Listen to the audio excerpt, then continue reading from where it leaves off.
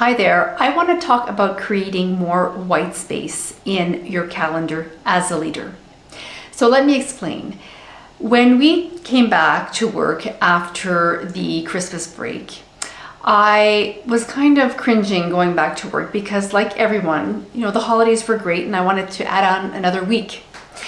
And lo and behold, I went back to work, and what I had unconsciously done was not overload my week.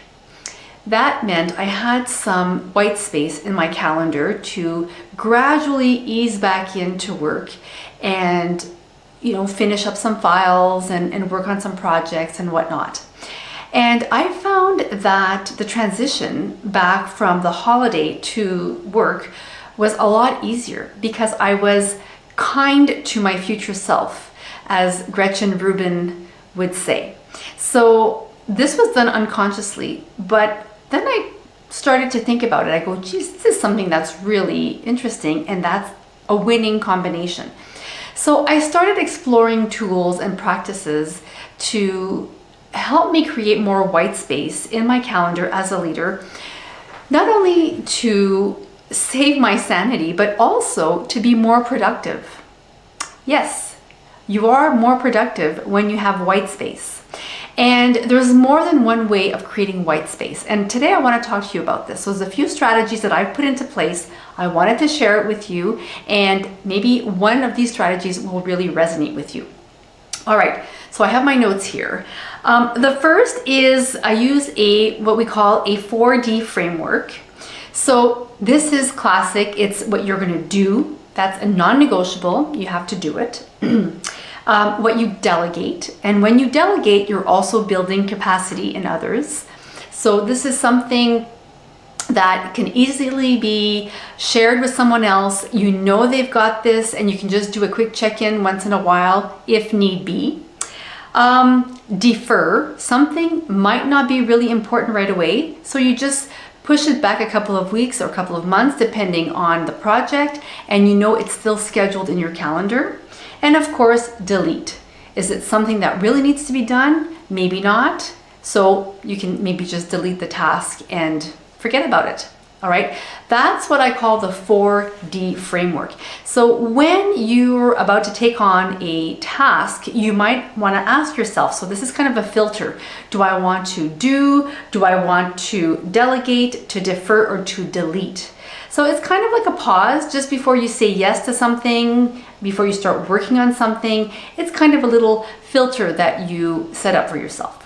Okay, so that's the first one.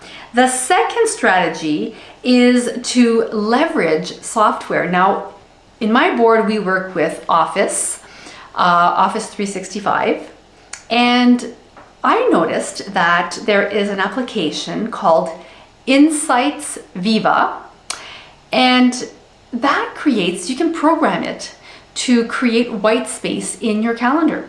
So that way you don't have to look for some time every day to have some focus time. It will automatically do it for you.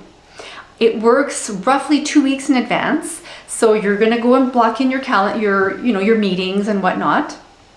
But what it does is it automatically programs it. So what you can do on the back end is you can program 1 to 2 hours. They recommend 2 hours. Now it depends on your reality. So you input the amount of time you want per day to focus, and then they set that up for you. The program just automatically sets it up for you. So it's wonderful. Now I start every week, and it's not overcrowded with meetings. There are meetings and there are daily dedicated focus time where I know I can catch up on emails, I can do batch work on emails, and I can focus on some projects that are, that are important, that have an urgent deadline. So this is really, it's been a game changer for me, and I really encourage you to look at any kind of application you can set up in your calendar to automate this time blocking. So that is fabulous.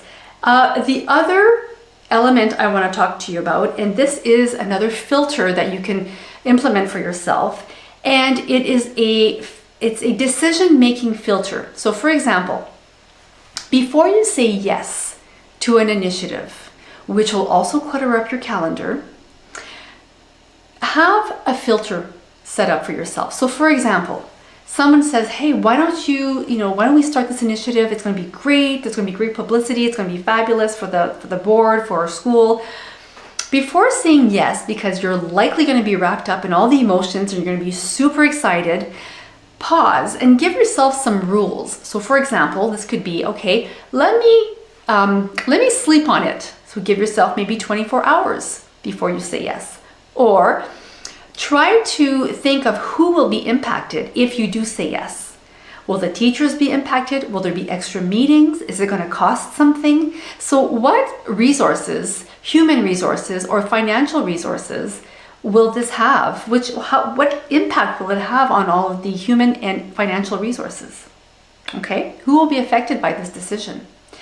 The other filter you can add is, in 30 days from now, will I still have the same level of energy and enthusiasm for the project? If your answer is yes, jump on in. If not, you might want to rethink your decision. So this is another way of creating more space in your calendar. Okay, so these are all little tricks. Another thing I've started doing too is really try to stop multitasking. So throughout all of these strategies that I've shared with you, one element is so important, and it is to stop multitasking. It's so tempting. I know you're in meetings, you have all these tabs opened up, people are texting you, your watch is buzzing. It's so tempting. I'm still working on this, but this is a muscle that also needs to be honed and worked on, because multitasking kills focus, it kills quality work, it's not conducive to that, and it's also hard on your mental health, to be honest, because it raises your anxiety levels, okay? So this is another element that's really important. So just to wrap up, I want to talk about the strategies I shared with you. The first one is the 4 Ds, okay? You want to do, delegate, defer, or delete. The other one is the software, the applications to automatically plug in some white space. And the last one is really to have some type of personal filter system, a triage system before you say yes to anything, okay? And of course, don't multitask. I know it's difficult. Let's try to not do it anymore.